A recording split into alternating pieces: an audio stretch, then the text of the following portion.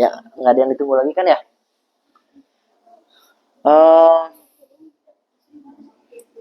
Coba tes dulu itu yang di grup bidan, masuk nggak apa link Google Meet-nya? Maksudnya suara gue masuk ke Google Meet atau enggak? Di grup bidan ada nggak? Coba dok. Coba dok.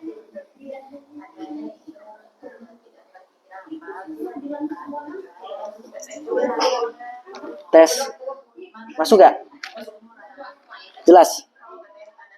Masuk ya di situ ya? Ya udah. Si ibu tuh suruh masuk aja ibu tuh. Masuk situ. Kalau mau. Kalau mau lihat. Tapi kalau enggak juga nggak apa-apa sih.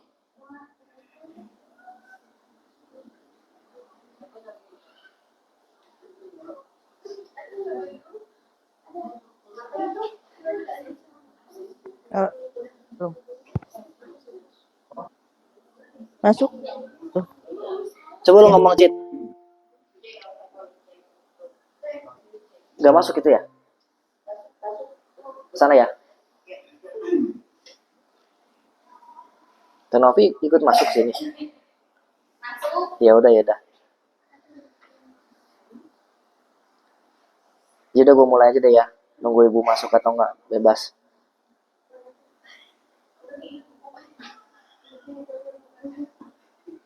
Kebuka nggak di situ? Ini ya. Gambarnya ada. Ini nggak ada. Gambar ini nggak ada nih, gambar itu tuh. Nggak ada gambar itu. Gambarnya gini doang.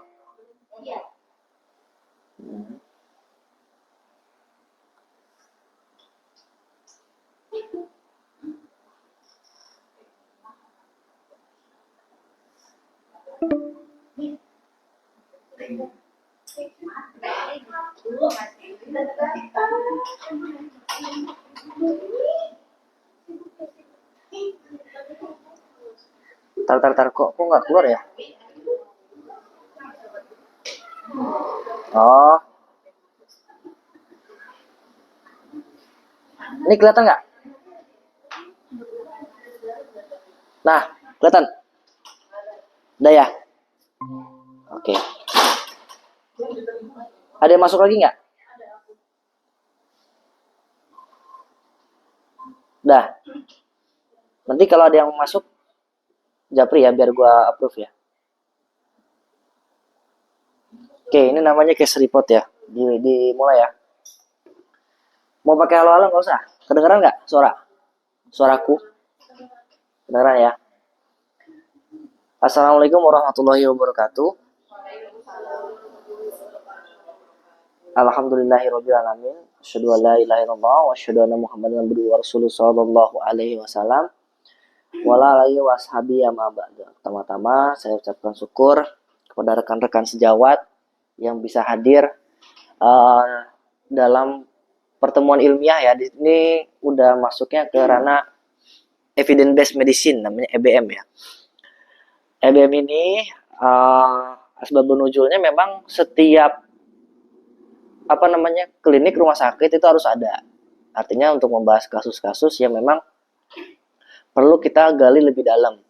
Ya tidak menutup kemungkinan kalau tenaga medis itu memang ada namanya long life learning ya. Jadi ilmu itu pasti berubah, berkembang. Nggak selamanya itu sama dari tahun ke tahun. Pasti ada kasus dan ada penyelesaiannya. Dan itu memang udah umum, rutin. Dan penyelesaian kasus itu banyak. Jadi nggak satu jalannya, tapi berbagai macam jalan ada. Nah jalannya itulah kita yang cari. Jadi kalau kita tahu banyak jalan, kalau ada kasus-kasus yang uh, yang kita belum tahu, nah itu kita bisa nambah wawasan.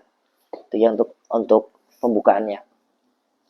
Jadi ini ada jurnal namanya case report ya, the diagnosis of incomplete anus in female fetus. Jadi ini ada jurnal membahas kelainan anus pada female fetus itu berarti dia sebelum bayi ya, sebelum lahir. Jadi dia dalam kandungan. untuk yang perempuan, ya. Ini the case report exam the diagnosis improper anus in female fetus, ya. Jurnal ini didapat dari PubMed, ya. Tahun publishnya 2020. Jadi memang kita kalau ambil jurnal itu 5 tahun terakhir, ya. Jangan ambil jurnal lewat dari 5 tahun terakhir. Jadi itu udah lawas untuk ilmunya. Jadi ini harus diambil ilmu terbaru. Yang meneliti Hyun Mi Kim dari Korea, ya. Hyun Hwao, Jong In, Kim, dan Adler yang lainnya. Ini autor itu yang penulisnya siapa-siapa aja yang terlibat dalam penelitian ini. Ini kalau misalnya mau dicari, ya boleh dari doi-nya atau dari URL-nya bisa dicari, ya. Terus ini dari Yangnam University, ya, dari Korea. Terus ini jurnalnya, ya, Hyungmin dan case report, ya. Jadi bentuknya itu laporan kasus. Pada bisa bahasa Inggris kan, ya? Aku paling pintar. Ya dah. Ya sama-sama belajar lah, ya. Jadi pertama kalau kita buka jurnal, terus kita tuh jangan langsung percaya jurnal itu telan bulat-bulat gitu aja, ya. Contohnya kasus gini deh, misalnya ada dokter spesialis anak ngomong A, ya. Sebenarnya itu kita nggak boleh telan bulat-bulat. Memang itu namanya EBM juga, ya, evidence based medicine juga. Jadi apa kata saksi ahli atau kayak dokter anak kan spesialis, ya, yang ahli itu emang namanya EBM juga, bisa dipercaya tapi paling bawah. Jadi kalau ada hadis nih, kalau misalnya Muslim, ya, itu hadisnya ya hadis paling bawah lah. Tapi kalau udah Bukhari, Muslim yang semua orang bilang begitu, ya berarti kita bisa percaya gitu. Paham nggak maksudnya? Gitu, ya. Jadi yang kalau EBM ini case report ini di atas dari apa kata saksi ahli, kata dokter anak, ini ada EBM-nya, ada jurnalnya, ada telitinya. Berarti ini yang lebih dipercaya dibanding dokter spesialis anak atau dokter kandungan itu bilang. Nah, itu namanya EBM. EBM ini sebenarnya nggak harus ada dokter spesialisnya. Masuk, Mai, nggak apa-apa.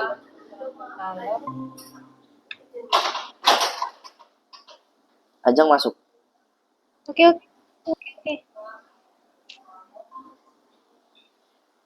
Oke, Jang, masuk, ya, Jang. Iya, kedengeran. Jadi kedengeran, ya, Jang, suaranya, ya. Jadi apa namanya, balik lagi, EBM ini itu nggak harus ada dokter spesialisnya. Jadi kita bisa kumpul saling sharing dari jurnalnya. Tapi bedah jurnal itu ada yang ada step-stepnya. Jadi jurnal juga nggak langsung dipercaya gitu aja. Jurnal juga itu kan ada tipenya, ya. Ada yang case report kayak gini, sebuah studi kasus yang diikutin kasusnya sampai dia lahiran, dari dia hamil sampai lahiran. Ada penelitian berbentuk sampling, misalnya berapa ribu orang dikasih obat, hasilnya gimana diikutin. Jadi banyak, ya.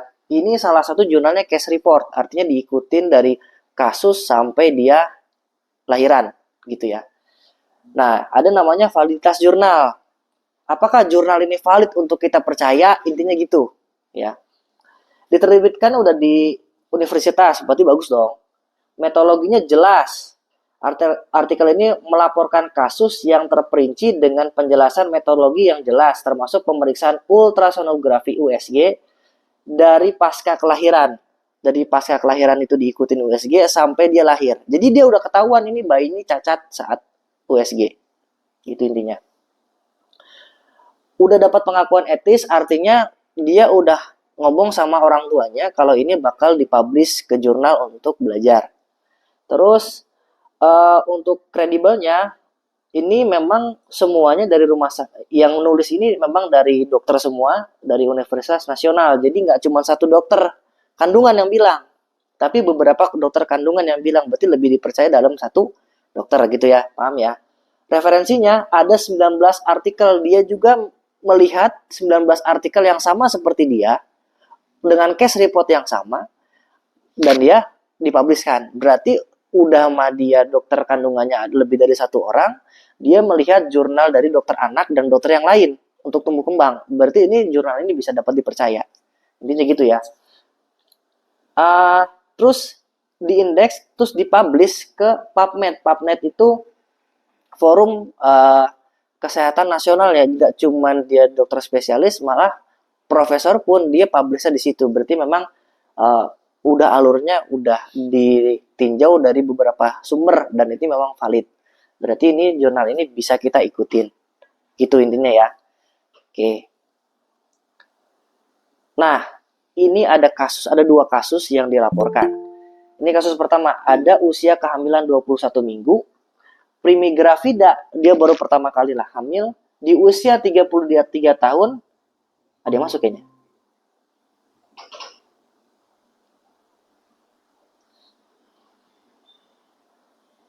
Oke, iklan dikit. Balik ya. Jadi ini ada ibu hamil, baru pertama hamil, 33 tahun, usia kehamilan 21 minggu. Begitu di USG, dia jantungnya ada kelainan, ada namanya tetralogy of Fallot. Jadi jantungnya itu ada bocor di 4 titik. Nah, terus arteri umbilikal juga dia tunggal dan anomali di jari kaki. Jadi di awal juga di kandungan sudah kelihatan dia udah mulai ada abnormal. Begitu di usia kehamilan 30 minggu, USG menunjukkan anusnya nggak normal. Ya, bisa dia anus nggak normal tuh perkembangannya tuh bisa dia nyatu dengan khususnya nyatu dengan ke saluran pipis, kantong pipis. Atau pernah lihat ayam nggak sih? Ayam, pernah kan? Aku mau tanya deh, kalian pernah lihat ayam pipis nggak?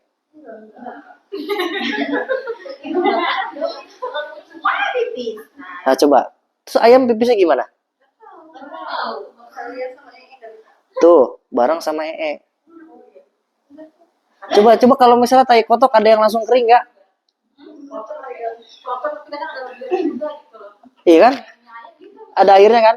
Nah, itu dia. Jadi sebenarnya kita juga waktu kehamilan juga gitu sama kayak ayam. Nyatu antara usus dengan pipis, vesika urinaria. Nah, di situ dia gangguan perkembangannya. Simpel sih sebenarnya. Contohnya ayam langsung pada ingat semua ya. Nah, kalau dia ada gangguan perkembangan itu bisa nggak ada anus.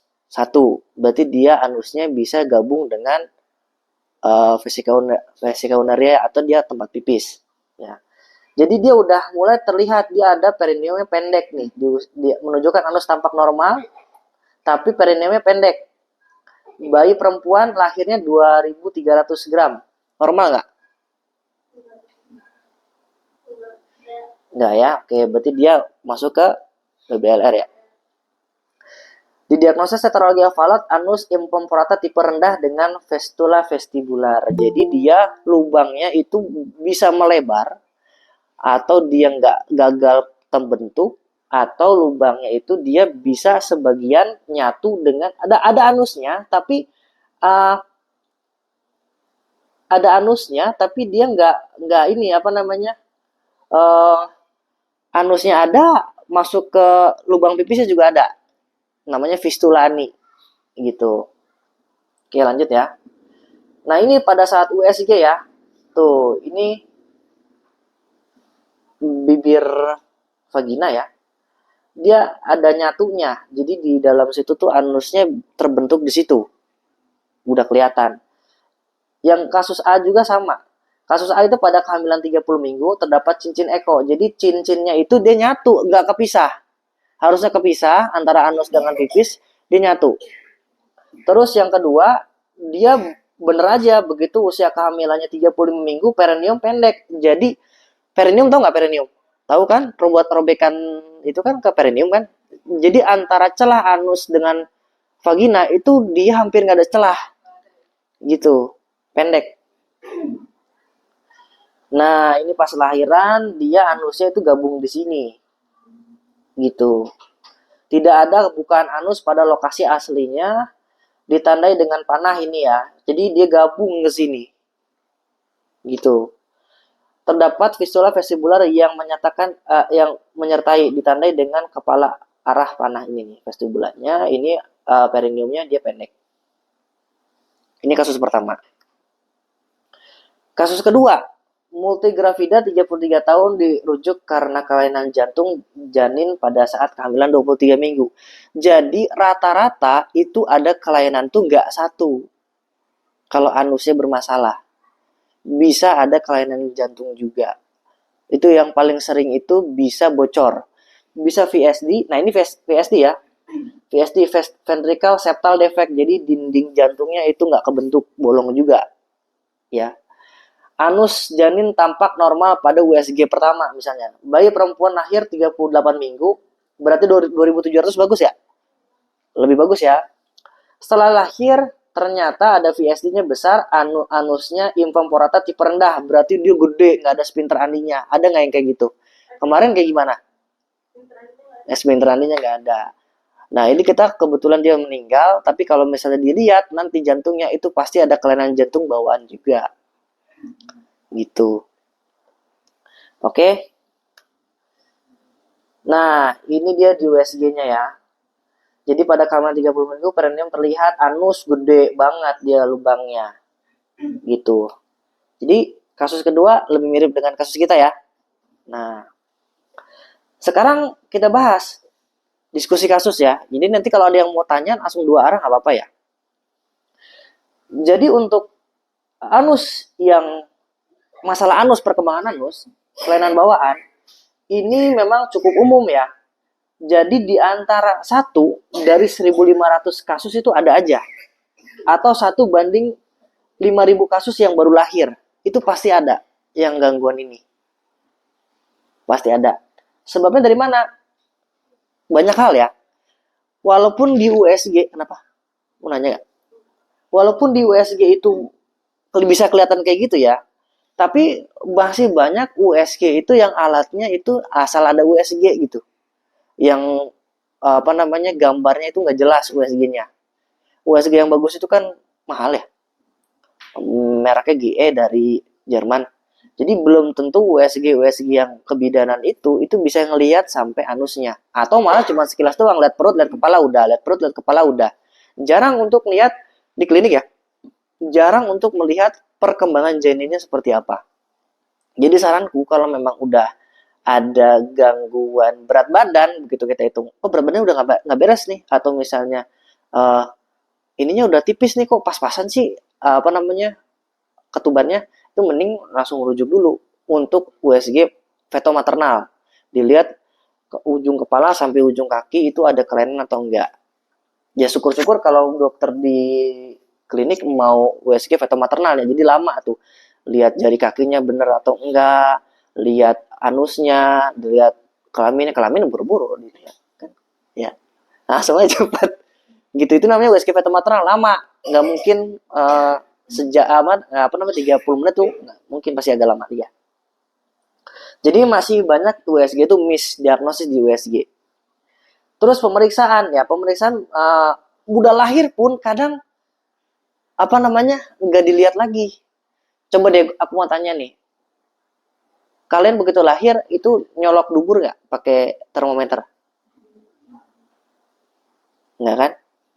Padahal ada loh, ada anusnya, dicolok duburnya, tapi dimentok, nggak masuk. Berarti dia kebentuk anusnya, tapi si ususnya itu keputus. Cuman ada lubang, tapi dia nggak nyampe. Itu namanya, itu pentingnya begitu pas lahiran dicolok duburnya pakai termometer. Nah, kenapa Mas Ri ada bagian kasus nggak? Ada kasus kayak gitu? Nggak? Oh, Kang Weta. Ya, kan? Jangankan jangankan di USG nih ya. Ada di USG di kelihatan ususnya nih. Tapi begitu lahiran pun kadang nggak dicek lagi anusnya. Gitu. Jadi sering misdiagnosis ya. Begitu pas udah ada anusnya misalnya, udah pulang, nggak taunya dia nggak lama pecah ususnya. Kenapa? Karena dia makan minum tapi dia nggak keluar ke anus. Karena memang nggak ada anusnya, nggak nyatu. Gitu. Iya mah enggak, kalau udah BAB mah bener ada udah BAB itu lebih bagus sih. Boleh. Iya. Jadi kalau misalnya dia datang ke sini bawa pampers, kalau masuk nggak izin pakai pampers ya karena udah pipis dulu. Gitu. Hmm. Mereka tuh ya, Apa hubungannya dengan pipis coba? kalau berarti ada lubangnya. Ya, biasanya kalau dokter anak, sebelum dia ngasih gentamisin, dia pasti tanya dulu, udah pipis belum? Apa nggak pernah gitu dokter anak?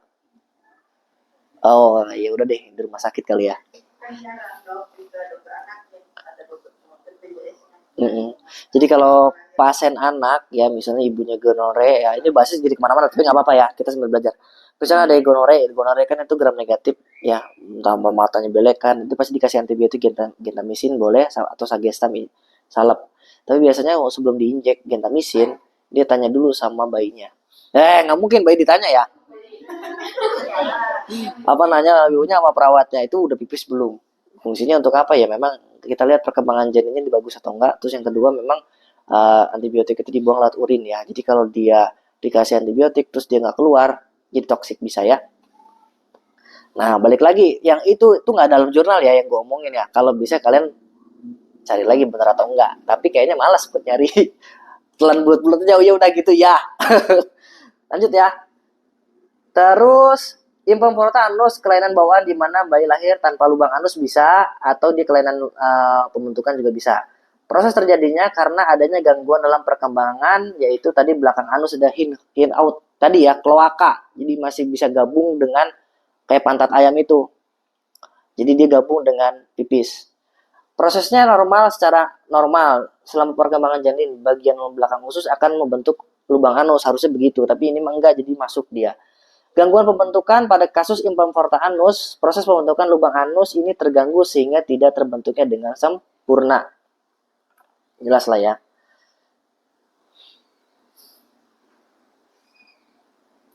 Nah, jelas kan ya. Jadi sekali lagi dia tegaskan, gangguan perkembangan ini itu biasanya gabung, nggak cuma satu. Gangguan kelainan jantung, tulang belakang, atau gangguan ginjal. Tahu nggak tulang belakang ini? Kayak di sini ada omfalokel depan, kalau di sini belakang, sini ada nggak masuk juga. Di sini juga ada spina bifida namanya. Pernah denger ya? Nah, di sini juga bisa ada gangguan. Itu juga bisa gabung dengan gangguan anus. Terus kadang yang nggak kelihatan itu oke ada anusnya, tapi ternyata ada lubang tambahan namanya fistula. Lubang tambahan ini ada saluran dari usus, dia masuk ke saluran pipis. Jadi dia begitu BAB ada keluar di vagina juga. Gitu. Jadi gabung dia dengan lubangnya. Oke. Gitu. Nah, biasanya ini ya tipe-tipenya ya. Ini yang nomor 4 yang bahaya itu. Dia ada lubangnya tapi ternyata di sini terputus. Kelihatan nggak?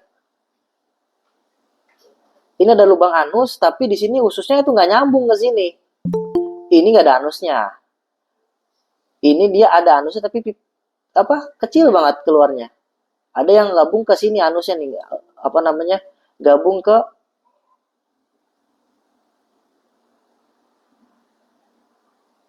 ada yang anusnya gabung ke vesika urinaria tadi. Ya, jadi ini ada yang terbentuk tapi kecil, ada yang nyempit, ya ada yang dia keputus gabungnya, ada yang nggak sama sekali gabung. Nah, biasanya kalau dia nungging, itu kan gas itu ke atas. Dibalikin bayinya, terus difoto.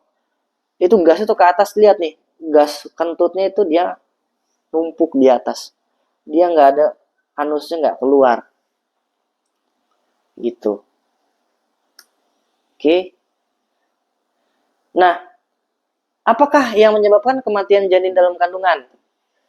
Jawabannya ini tuh nggak bikin meninggal. Lahir normal bisa. Maksudnya dia masih hidup. Kematian janin ini bukan gara-gara nggak ada anus yang bisa meninggal. Nggak ada anus itu masih bisa hidup. Tapi sebabnya bukan karena itu. Biasanya udah lahir terus dia nggak ada anus sih tadi nggak ngecek, pecah di dalam kan gimana mau keluar tuh. Pecah di dalam jadi sepsis bisa. Atau kelainan dari yang lain kayak kerusakan ginjal, kan udah ada gangguan bawaan kan, nggak cuma jantung, ginjal juga ada gitu. Atau jantung juga parah juga bisa bikin sesak, dan itu Mimi nggak bisa sesak-sesakan keselak, akhirnya meninggal Itu juga bisa ya. Jadi sebenarnya meninggalnya itu bukan gara-gara anusnya kelainan. Oke ya, dapat ya. Terus dari kalau udah dapat kasusnya gimana? Ya memang itu dibedah ya, diperbaiki. Jadi ada penanganan awal tuh kita memang pasang selang NGT untuk apa? Untuk ngeluarin gasnya. Gas di lambung tuh dikeluarin. Memang harusnya dipuasain, nggak boleh makan minum. Terus pemberian antibiotik bisa untuk mencegah infeksi. Habis itu rujuk untuk tindakan bedah. Nah, dapat dilakukan perbaikan langsung pada masa neonatal atau ditunda hingga usia 3 bulan dengan manajemen dilatasi sementara. Jadi kalau dia udah ada saluran anusnya nyampe, dia paling didilatasi sementara. Tapi nanti dioperasi lagi setelah dia udah misal berat badannya cukup, kan masih berat badan akhir rendah, atau kelainan jantungnya ditanganin dulu dengan obat sampai dia bagus gitu ya. Atau langsung dibedah boleh. Tapi yang paling sering meninggal itu biasanya anak laki. Kemarin anaknya laki cowok? Cewek. Kan cewek ya. Tapi itu biasanya enggak. Ya, kalau yang anak laki-laki lebih sering kelihatan. Kalau anak cewek itu susah kelihatannya. Kenapa coba? Kalau anak laki itu jelas ya lubang pipis sama lubang anus. Jadi bisa bedain. Tapi kalau yang cewek kan, lah ini kan bisa nyatu lubangnya. Ini lubang vagina apa lubang anus di USG-nya. Jadi lebih sulit kelihatan. Kalau misalnya kasus kemarin itu kan dia ketubannya udah hijau kan. Nah ditambah kan kemarin tuh anusnya itu emang nggak ada. Pinternya. Nah pas bayinya begitu lari juga emang kan di bagian anusnya itu mekos semua. Ketubannya juga hijau ya. Hijau. Nah berarti kalau kayak gitu yang kelainan anus juga bisa menyebabkan bayi IVF. Enggak. Kan Itu meninggalnya bukan karena itu. Karena sepsisnya. Hijau kan tubannya. Terus kulitnya megar, gampang kelupas nggak? Iya, sepsis itu. Jadi itu, kenapa sepsis coba? Karena dia meninggalnya udah lama. tapi kalau misalnya maaf ya dok, waktu itu pernah nolong yang IVF juga dok, tapi itu posisinya dia udah hitam dong. Itu mau lebah mayat berarti. Nah kalau ini kan kemarin tuh masih Segabut merah ya. Tapi udah lama itu. Maksudnya gini, lebah mayat itu udah meninggal ya udah itu nggak lebah mayat itu kalau nggak salah seminggu. Tapi sepsis masa inkubasi bakteri itu 3 hari. kenapa pas nantinya DJJ-nya masih terdengar? Lah itu lemah kali. Terdengar usus nggak? Berapa? 120? 148. Ah udah sepsis itu berarti. Udah infeksi berarti. Ada tapi masih infeksi itu. Kalau dia udah megar gitu ya setahu aku ya, dia itu udah infeksi. Yang aku lihat bayinya itu ya udah megar, ini mekonium semua. Itu harus udah masuk antibiotik dari kemarin-kemarin. 3 hari sebelumnya. Gitu. Cuman kenapa aku nggak kedetek gitu kan? Emang ibunya nggak ada demam meriang gitu? Hah? Ibunya ada antibiotik intravenous lagi, itu nggak boleh, harus dirawat.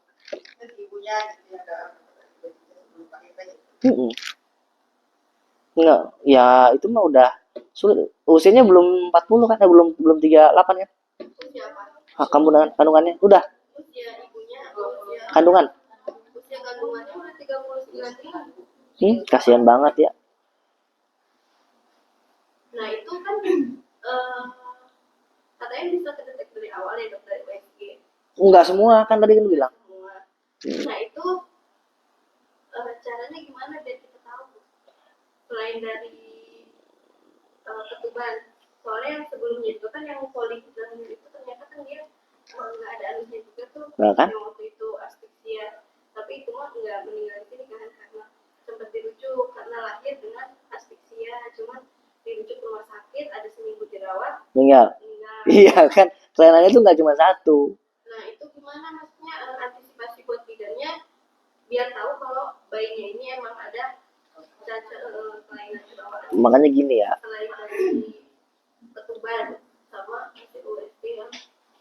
Kalau lihat kelainan ya, kelainan tuh di USG tok.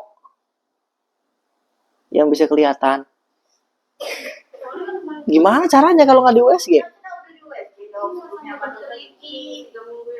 Iya, USG-nya kan nggak terang. Kan udah dibilang kan, USG yang di klinik itu kan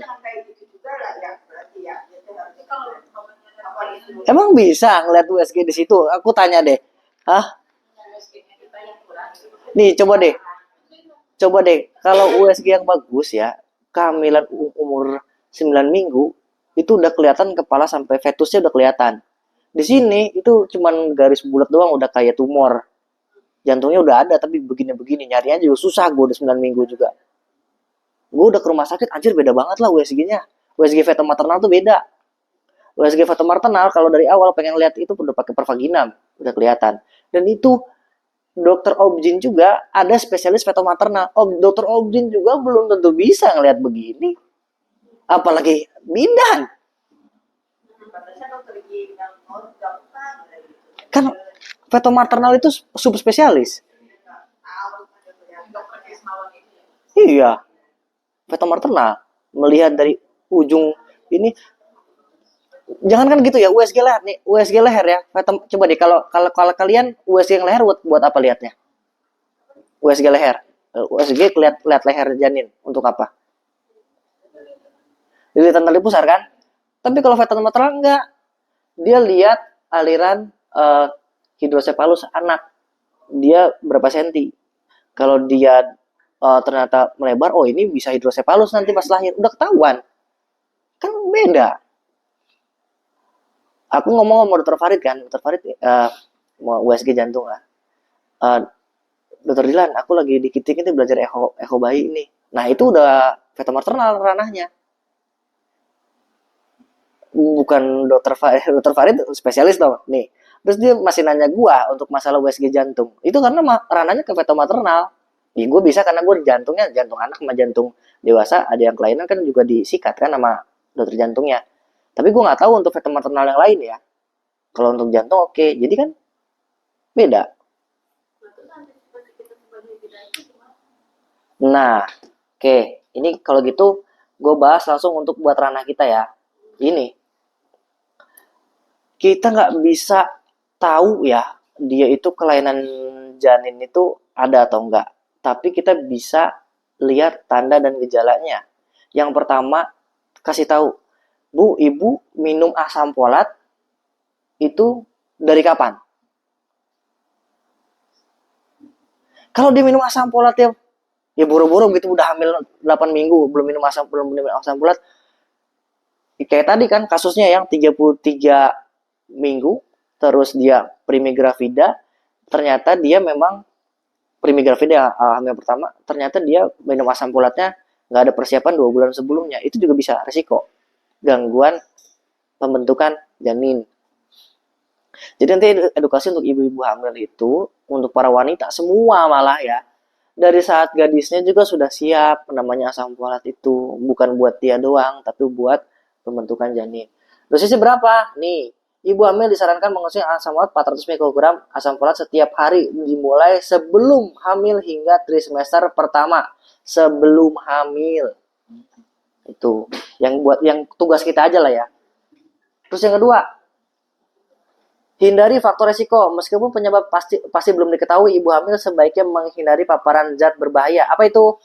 suaminya ngerokok atau enggak ditanya nggak sama kita enggak kan konsumsi alkohol ditanya atau enggak kadang-kadang juga ada ibu-ibu juga mudanya pernah dulunya konsumsi alkohol yang kita nggak tahu tapi paling sering itu ngerokok baju itu habis ngerokok itu masih ada zat karsinogeniknya gitu terus pemeriksaan kehamilan rutin ya walaupun kita belum bisa sampai ke fetal maternal tapi kita bisa melihat yang namanya air ketuban polihidromel itu udah pasti ada kelainan tuh.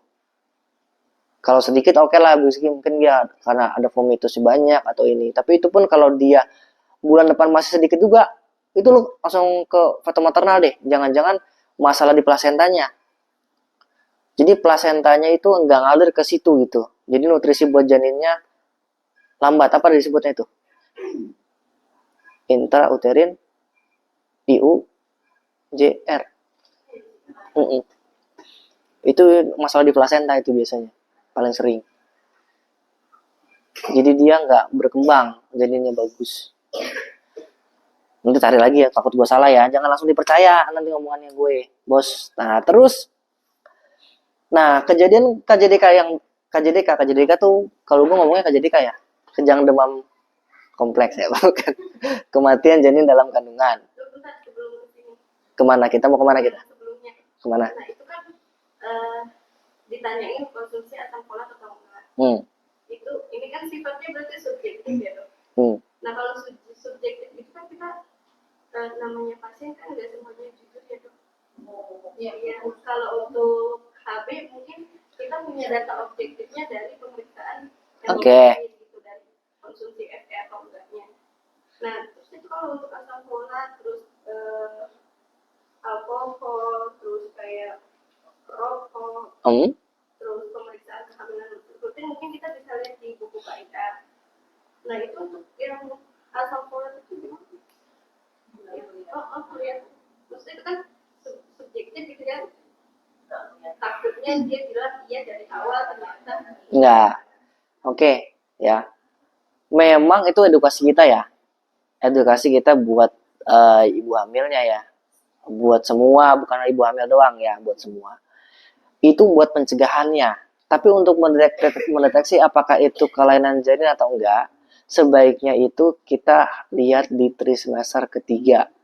Semua yang dilihatnya tuh. Semua itu dalam artian ukuran ini tinggi pundusnya sesuai atau enggak dengan berat badannya. Terus ANC apa aja deh kalau gitu. Yang trimester ketiga. Berat badan, TV ibu oke. Tinggi pundus, DJJ, Leopold 1, 2, 3, 4. Terus lab HB ya. Urin sama HBS. Yang screening itu di semester 3 kan? Bukan ya? Berarti yang di semester 3 itu cuman HB, urin doang. Urin pernah ada yang ada ketonnya nggak? Ada proteinuria aja. Pernah ada nggak yang ada ketonnya? Tuh. Kalau ada ketonnya itu juga masalah. Sebenarnya. Keton itu bisa ibu ada diabetesnya.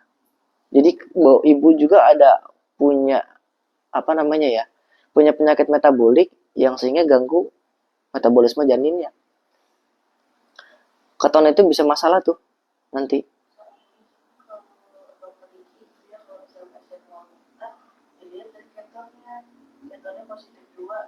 Udah berapa hari dirawat ternyata ketonnya turun, terus mual-mualnya berkurang. Aman, pulang. Tapi dicek gula nggak?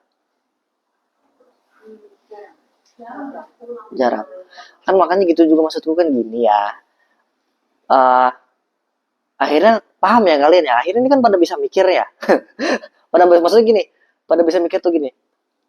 Adanya evidence base ini kita bisa lihat, oh ternyata dokter Ricky itu begini. Apakah ini benar atau enggak? Kan mulai muncul pertanyaan kan. Keton itu ya sebenarnya timbul keton itu dari metabolisme anaerob. Anaerob itu dari mana?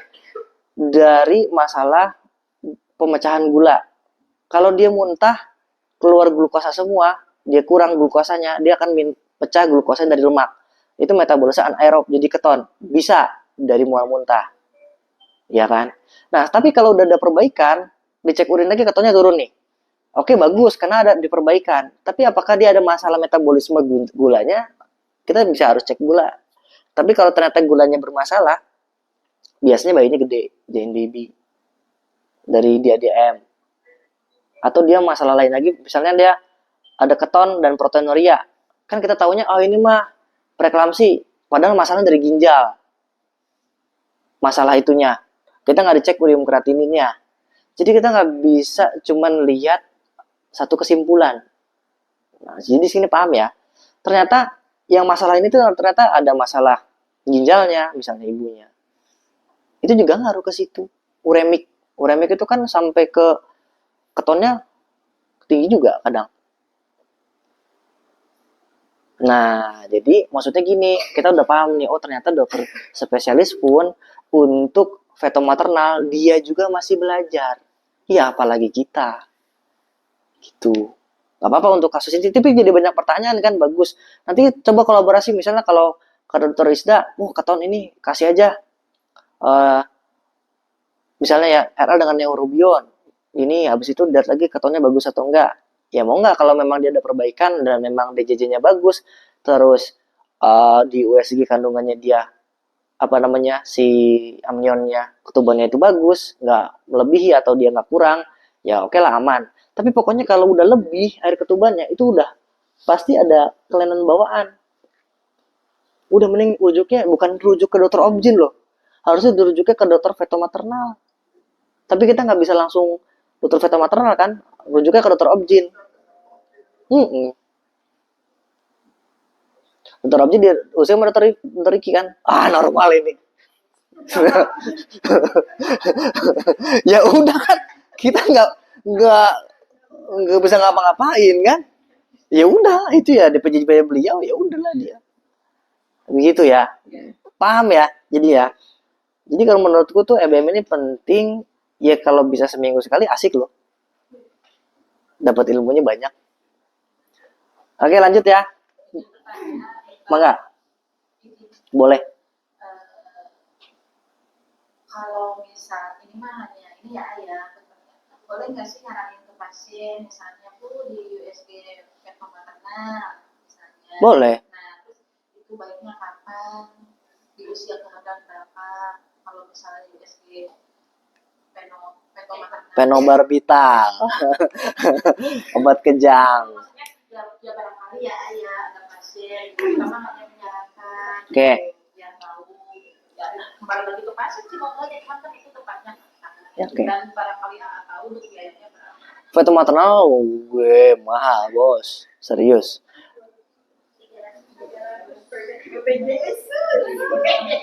Dan USG feto maternal itu bukan namanya USG 4 dimensi ya, beda.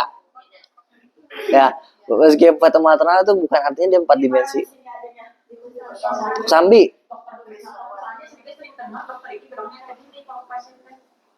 Aduh bu saya ini mah ke itu aja ya ke dokter Krismawan gitu, cuman sering nggak tahu itu di mana tempatnya, cuma dokter itu sering ngobrol itu terus Ya? senior saya terus sama aja ya misalnya kalau saya datang saya ke dokter Jadi walaupun udah dokter spesialis obgyn pun itu masih kurang kan? ya, kalau ada yang pasiennya nyanyi gitu kadang-kadang dokter ini pernah bilang gitu. Iya, betul. Nah dokter ini pernah bilang kayak gitu, saya juga suka dioper ke senior saya adanya di Paris bilang itu kalau Kosambi ternyata iya di situ, cuman pernah nyaranin ke sana klinik apa namanya klinik. Kalau kalian mau nyari USG ya, kan beda-beda ya. Rujukan yang paling bagus itu dokter siapa nah? Winggu ya, Winggu. Apa dokter Winggu? Gue pernah diajarin apa? Unggul. Bukan, dokter siapa ya? Bukan, dia di satu Jabar, penanggung jawab feto maternal Jabar dia. Jawa Barat. Wiku. Pernah?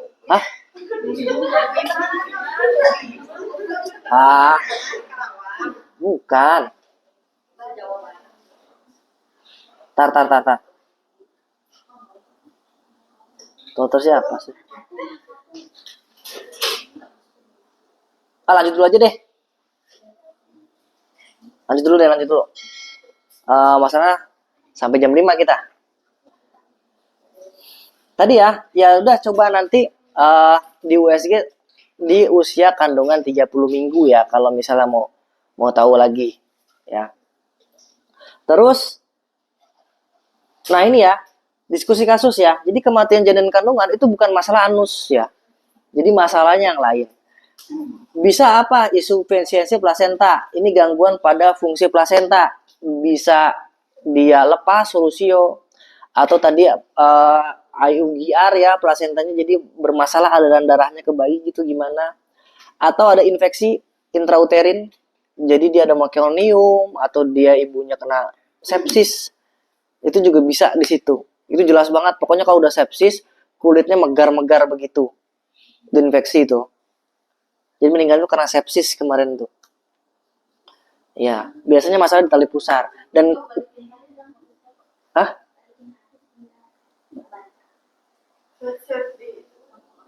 mau dikirim? Kirim aja tuh ke Biduk Ah, Kirim aja tuh. Nanti kirim dulu selesai. mahal ini. Pada pohon Oke. Terus apa tanda kematian? Udah tahu kan tanda kematian janin dalam kandungan?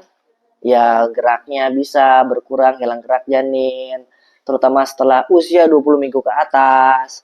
Normal gerak janin itu ya 10 kali dalam waktu sejam. Iya, kalau memang khawatir bangunin aja janinnya kalau lagi tidur. Terus adanya pendarahan per vagina, ya bisa itu gara-gara solusio atau lepas plasentanya, nyeri banget, nyeri hebat kan, nyeri kram perut yang hebat. Biasanya dia solusio tuh.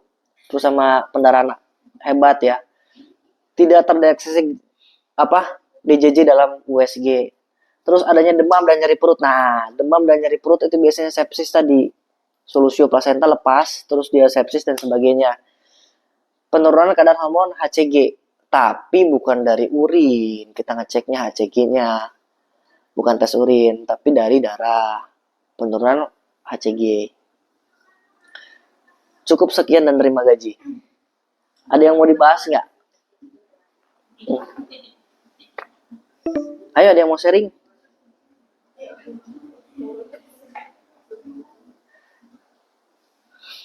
Tuh, begitu pas ditanya aja, begitu gue lagi presentasi nanya banyak. Ini udah selesai aja. Oke, jadi gini ya. Ini gue stop ya, teman-teman yang di online ada yang mau ditanya nggak? Dengerin juga enggak kali ya?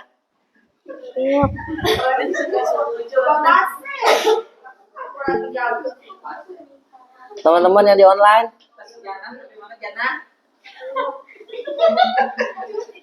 Ajeng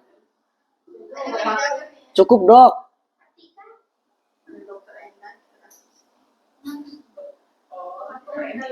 Bu Bidan Ajeng. Oke, kalau gitu teman-teman yang di online kita tutup ya. Jadi kurang lebihnya saya mohon maaf yang sebesar-besarnya. Akhir qolina wassalamualaikum warahmatullahi wabarakatuh. Ini gua stop dulu.